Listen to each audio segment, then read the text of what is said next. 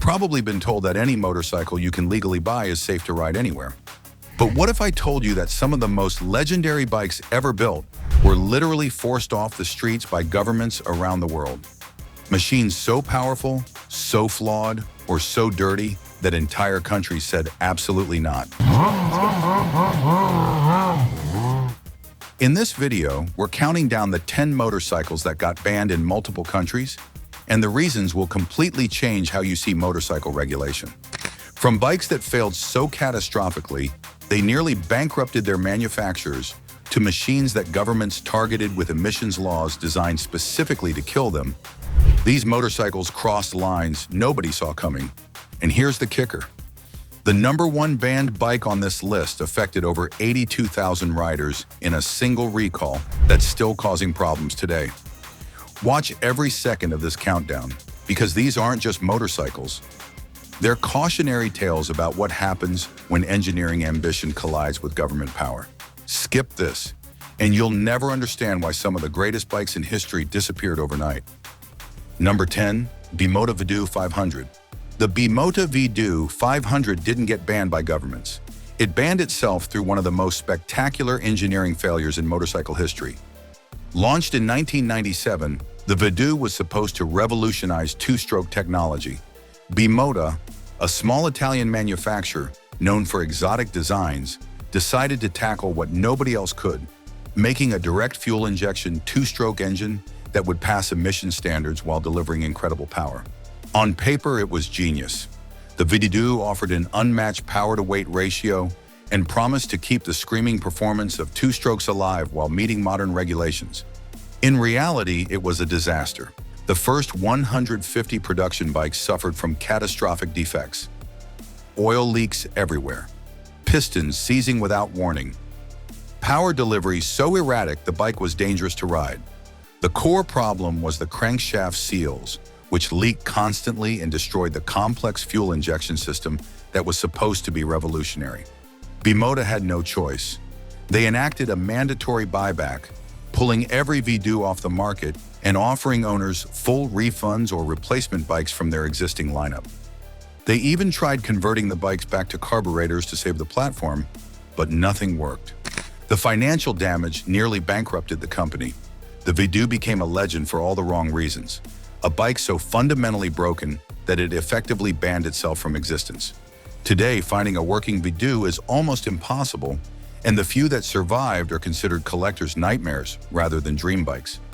This is what happens when ambition exceeds engineering capability. The Vdue proves that sometimes the deadliest ban isn't from a government, it's from physics and bad design. Number 9, Kawasaki H2 Mach IV 750. The original Kawasaki H2 Mach IV earned its nickname, the Widowmaker, for good reason. Produced from 1972 to 1975, this three-cylinder, two-stroke monster was the fastest production motorcycle in the world when it launched. 74 horsepower doesn't sound like much today, but in 1972, strapped to a chassis with terrible brakes and primitive suspension, it was a death sentence. The H2 could run the quarter mile in 12 seconds flat, but controlling it was another story entirely.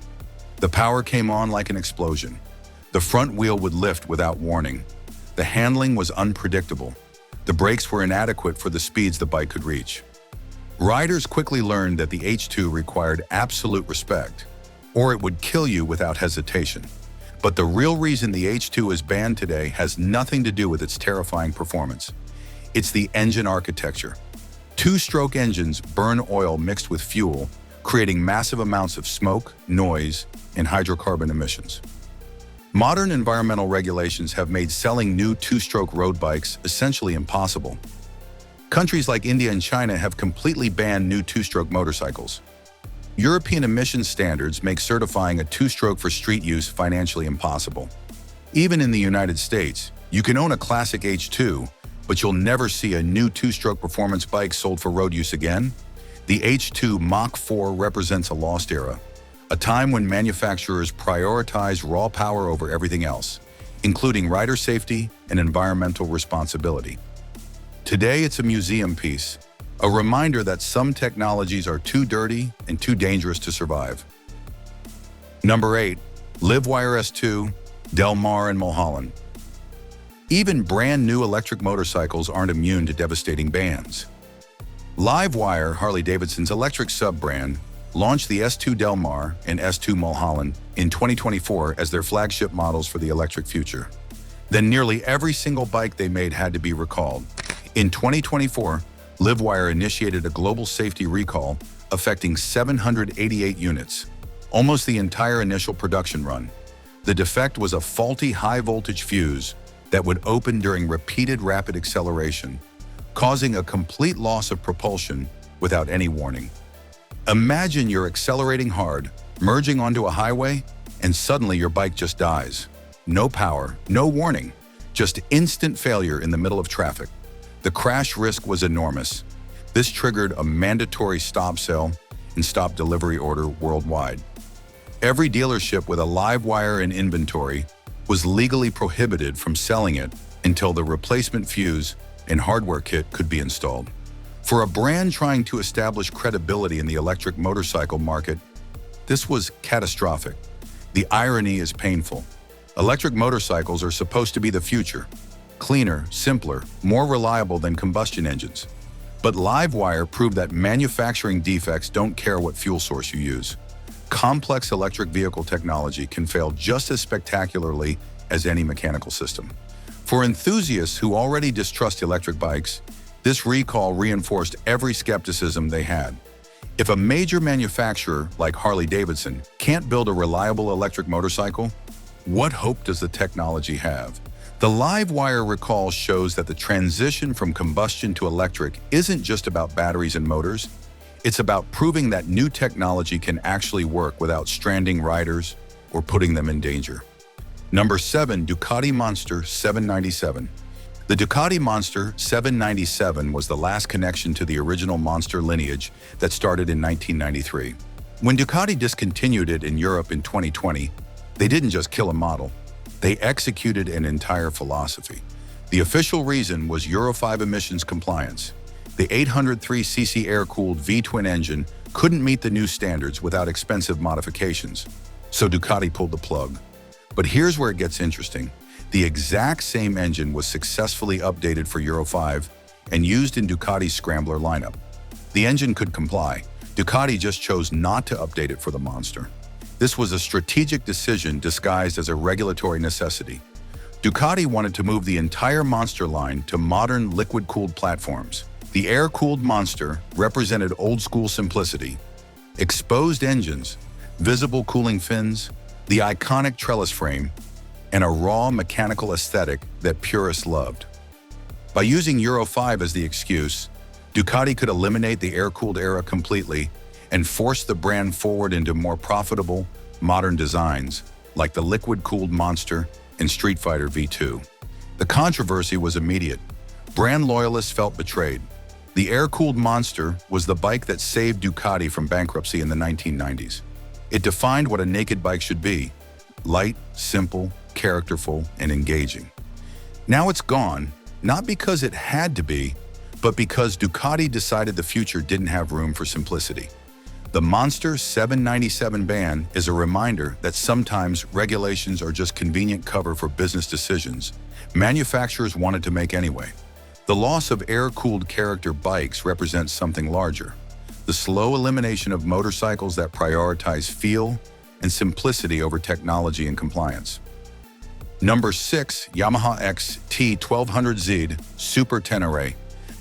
The Yamaha XT1200Z Super Tenere was a reliable, capable adventure touring bike powered by a unique 1,199cc parallel twin engine.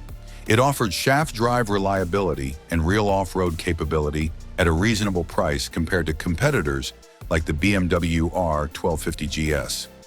Then Euro 5 arrived and Yamaha made a cold calculation. The Super Tenere's engine was unique to that model alone. It wasn't shared across multiple platforms. That meant every dollar Yamaha spent updating it for Euro 5 compliance could only be recouped through Super Tenere sales. The math didn't work. The bike sold well, but not well enough to justify the massive investment required for catalytic converters, new engine control units, and complete emissions recertification. Yamaha looked at their lineup and decided to prioritize the Tenere 700 instead, a smaller, cheaper, more popular platform that shared components with other models and could spread development costs across multiple bikes.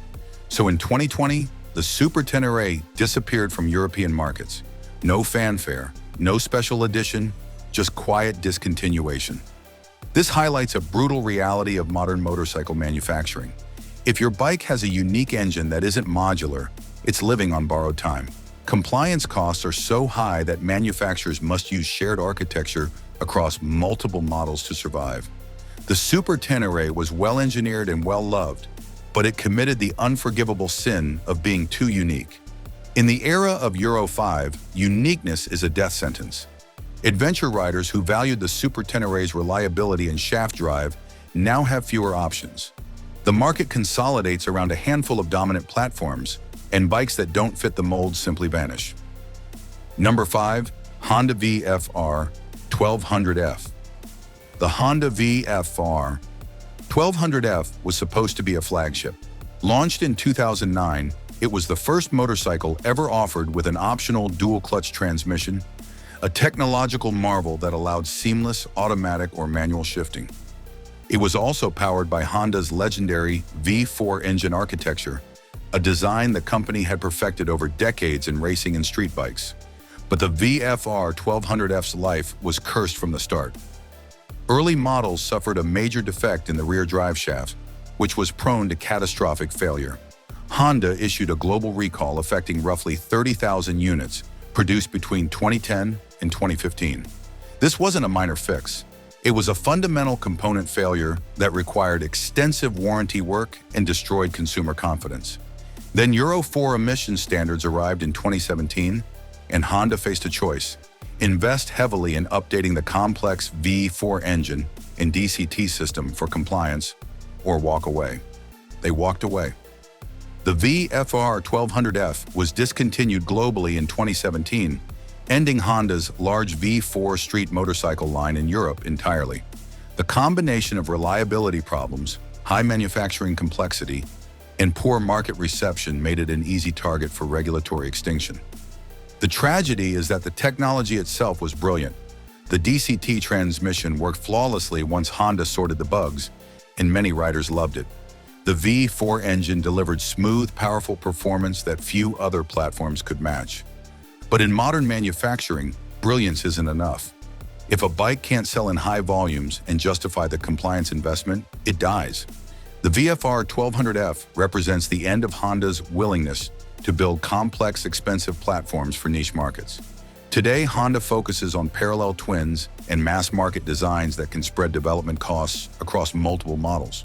The V4 street bike is effectively extinct in Europe, killed by a combination of manufacturing defects and regulatory pressure. Number 4. Suzuki GSX-R750. The Suzuki GSX-R750 occupies a unique place in motorcycle history. No other manufacturer makes a 750cc sport bike. It's an in-between displacement that doesn't fit modern racing classes but offers a perfect balance of power and handling for street riding.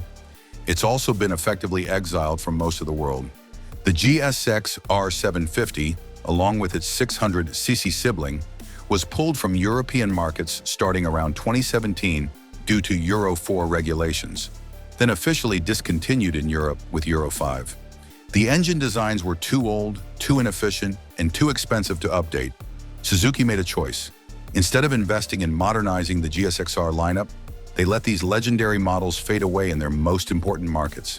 The GSX-R 1000 followed the same path, disappearing from European showrooms by late 2022. But here's what makes the 750 special. It survived longer in the United States. While Europe imposed strict emission standards, the US EPA standards remained far more relaxed. The United States became a safe haven for aging sport bike platforms that couldn't survive anywhere else. For years, American riders could still buy a brand new GSX-R750, while European riders watched with envy. The bike became a symbol of regulatory disparity, legal in one major market, banned in another, purely because of emissions compliance costs. The GSX-R750's unique displacement means losing it eliminates an entire category of motorcycle. You can buy a 600cc Super Sport, or a 1000cc leader bike. But that perfect middle ground, the bike that offers accessible power without intimidating speed, is vanishing. Suzuki's refusal to update the platform drew massive criticism. Enthusiasts accused the company of abandoning its sport bike heritage and surrendering to regulatory pressure without a fight. The GSX-R750 isn't technically banned everywhere yet, but its days are numbered. As US regulations tighten to match European standards, the safe haven will disappear, and this unique platform will be gone forever. Number 3. Suzuki GSX-R600. The Suzuki GSX-R600 tells the same story as its 750cc sibling, but represents something even more significant: the death of the entire 600cc supersport class. The GSX-R600 was a weapon: high revving, razor-sharp handling, and affordable performance that let new riders learn on a platform directly descended from racing technology. It was exiled from Europe post-Euro 4 and officially killed by Euro 5, surviving only in the United States as a retirement destination for outdated technology. But the 600cc supersport class isn't dying just because of one manufacturer. It's being systematically eliminated worldwide by emissions regulations that make high-revving engines financially impossible to certify. Bikes like the GSX-R600 rely on aggressive tuning and stratospheric RPMs to generate power from small displacement. Those characteristics make them incredibly difficult to pass modern emissions and noise standards. The exhaust systems required for compliance strangle performance, and the research costs to maintain that performance while meeting regulations simply don't justify the declining sales volumes. Yamaha killed the R6 for the same reasons. Kawasaki discontinued the ZX-6R in many markets. The 600cc Supersport, the entry point for an entire generation of sport bike riders, is being regulated out of existence. The GSX-R600's survival in the US market was temporary mercy, not a reprieve. The EPA is slowly tightening standards, driven by California's stricter regulations that historically influence federal policy. New emissions rules are already proposed for implementation between 2027 and 2032. When those rules arrive, the GSX-R600 and every other aging 600cc Supersport will be extinct globally. What replaces them? Parallel twin middleweights like the Yamaha R7, bikes that prioritize compliance and torque over high RPM screaming power. They're good motorcycles, but they're not supersports. The GSX-R600 represents more than one model being banned. It represents the regulatory extinction of an entire philosophy that small displacement engines could compete with larger bikes through engineering brilliance and rider skill. That era is over. Emission standards won. Number 2. Yamaha YZF-R6. The Yamaha YZF-R6 was one of the most celebrated 600cc sport bikes ever built. Produced from 1999 to 2020 for street use, it dominated both racetracks and canyon roads with razor-sharp handling and a screaming engine that redlined at 16,500 RPM. Then Euro 5 killed it. The R6's demise was purely economic. Yamaha looked at the cost of updating that high-revving engine to meet Euro 5's aggressive carbon monoxide limits and compared it to declining 600cc Supersport sales. The math was brutal. The investment required couldn't be justified, so Yamaha made a decision that shocked the motorcycle world. The R6 was discontinued globally for street use after 2020. The only way to buy a new R6 now is as a track-only machine sold through specialized race kits without lights, mirrors, or emissions equipment. The outrage was immediate and widespread. The R6 wasn't just another sport bike, it was an icon. It represented the pinnacle of 600cc development, a bike that could embarrass larger, more expensive machines in the right hands. Enthusiasts viewed the discontinuation as a tragedy, the moment when economics officially overrode performance heritage. Yamaha chose to kill a legend rather than spend the money to keep it alive. But here's the deeper issue. The R6 didn't die because it was outdated or unpopular. It died because modern emission standards are fundamentally incompatible with high-performance engine designs. The characteristics that made the R6 great, high compression, aggressive cam timing, stratospheric redlines, are exactly what makes passing Euro 5 prohibitively expensive. Manufacturers face an impossible choice: spend massive amounts of money updating engines for a shrinking market, or walk away and focus resources on platforms with broader appeal and easier compliance paths. Yamaha chose to walk away. They pivoted to the R7, a parallel twin middleweight that's easier to certify and cheaper to produce. It's a fine motorcycle, but it's not an R6. The R6's ban marks the end of an era when manufacturers were willing to build highly specialized, uncompromising performance bikes for niche audiences. That business model no longer survives modern regulatory environments. The R6 is gone, and nothing truly replaces it. Riders who wanted that specific combination of lightweight chassis, high RPM power, and track-ready aggression have no options left. Number 1. Harley-Davidson Softail line, 2018 to 2024 models. The number 1 spot goes to a bike that's still in production, still being sold, and has affected more riders than any other motorcycle on this list. In 2025, Harley-Davidson issued a massive safety recall, NHTSA Recall 0188, affecting over 82,000 Softail motorcycles globally. This recall impacts 7 of Harley's most popular models produced between 2018 and 2024, including the Street Bob, Heritage Classic, Softail Slim, and Lowrider S. The defect is terrifying in its simplicity. The rear shock preload adjuster mounting tab can fracture during normal use, allowing the adjuster to shift out of position and make contact with the rear tire. When metal contacts a spinning tire at highway speed, the tire gets damaged. When the tire gets damaged, it loses air pressure. When it loses air pressure, suddenly you crash. This triggered a mandatory stop sale on all affected new inventory. Dealerships across the world were legally prohibited from selling these motorcycles until a redesigned bracket could be installed. But here's what makes this recall truly shocking. Many of these bikes were already repaired under a previous suspension recall in 2023. Owners who thought their bikes were fixed discovered they weren't. The problem persisted, requiring another round of recalls and repairs. The consumer frustration is massive. Harley-Davidson's core platform, their most popular cruiser chassis, suffered repeated critical safety defects that the company couldn't fix the first time. For riders who spent $20,000 or more on these bikes, discovering that fundamental suspension components were failing created a crisis of confidence in the brand. This isn't some rare, exotic bike or discontinued model. This is Harley-Davidson's bread and butter, the bikes that generate the majority of their sales and define their current lineup. The recall demonstrates that even the biggest, most established manufacturers can produce defects so severe they functionally ban their own motorcycles from sale until fixes are implemented. Over 82,000 units affected means tens of thousands of riders either couldn't buy the bike they wanted or discovered their current bike needed emergency repairs. The regulatory ban isn't permanent like emission standards, but the market impact is just as devastating. Consumer trust erodes when safety recalls keep coming for the same platform. Potential buyers walk away when they see headlines about tire contact defects that could cause crashes. The Harley-Davidson Softail recall is the perfect example of how modern bans work. It's not always governments targeting specific models. Sometimes manufacturers create their own bans through quality control failures that force regulatory intervention. These banned bikes prove that regulations and manufacturing failures are reshaping motorcycling forever. But if you think these bikes were controversial, wait until you see what happens when manufacturers deliberately push boundaries. Check out my video on the 13 most controversial motorcycles ever made. The stories there will blow your mind.